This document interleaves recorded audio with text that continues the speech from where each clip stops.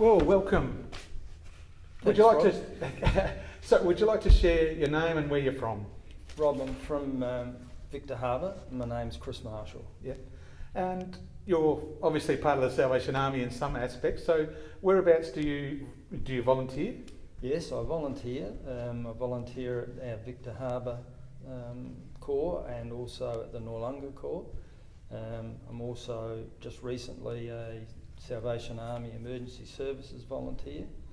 And outside of the Salvation Army, I am a volunteer for the CFS. Ah, okay. So there's a bit of a link that you've had connections with the Salvation Army in bushfires recently as well, have you? Certainly, down in Kangaroo Island, the Salvation Army supplied the meals, which were excellent. Yeah.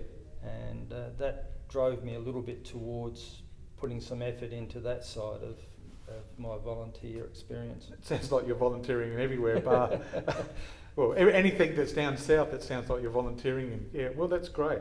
So, how long have you been coming to volunteer or to the Salvation Army? Around about 5 years, Rob. 5 years. And through that time, what have you enjoyed the most about your volunteering? I think the satisfaction that comes from helping people, Yeah. and seeing the responses of people to the Salvation Army for what they're doing. Yeah. That's the self-satisfaction is incredible. Yeah. And obviously within the Salvation Army, you were saying at Victor Harbour and at Noarlunga, what work do you do there? Well, a bit of everything. In Victor, I do a little bit of maintenance, although I'm not the major maintenance guy there. I help out with the community services, support services. Oh, yeah. At the moment, taking food out on delivery,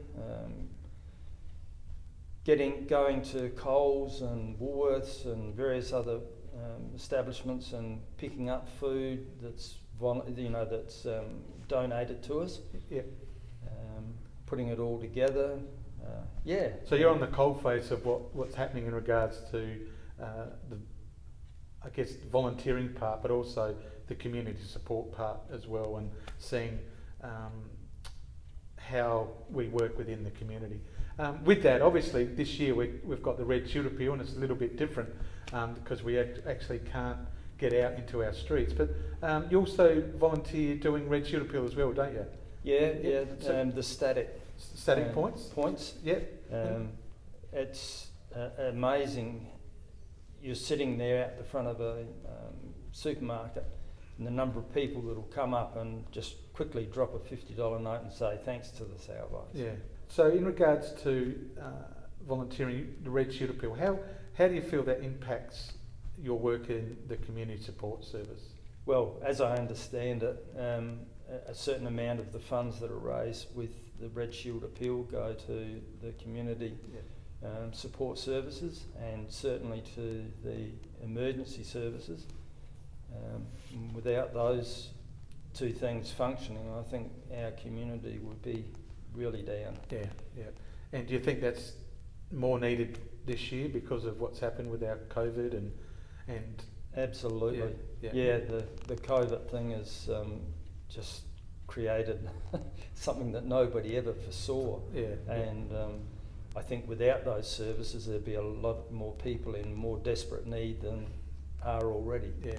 And obviously we've been doing it a bit differently this year in regards to community support. Have you seen more and more people coming for CSS? Yeah, it's certainly not on decline. Yeah. It's on the incline. Yeah. And I, in the foreseeable future, especially with things like this virus that we've been hit with, it's just increased dramatically. Yeah. And you get a lot of satisfaction out of taking, this is just by the by, but you take a lot out of meeting face to face with the people and seeing the people that you're helping. Yeah. And also the gratitude that they have for the help from the Salvation Army. Yeah. And do you think that the Red Shield Appeal will be a little bit more, now you see a little bit more about what happens in the coalface? Do you think the Red Shield Appeal is a lot more, yeah, mate, we need to do look, that more? Yeah, absolutely. Yeah. Somehow we've got to increase the funds coming in so that we can fund these various things that we do. Yeah. Without Red Shield appeal, I know the government help us, but where do we go? Yeah. And with the virus at the moment, it's making it harder, or is going to be harder, to actually do collections. Yeah. Well, and getting away from, I guess, the community support, you also said you were working for the CFS, and that's a connection between the Salvation Army and emergency services.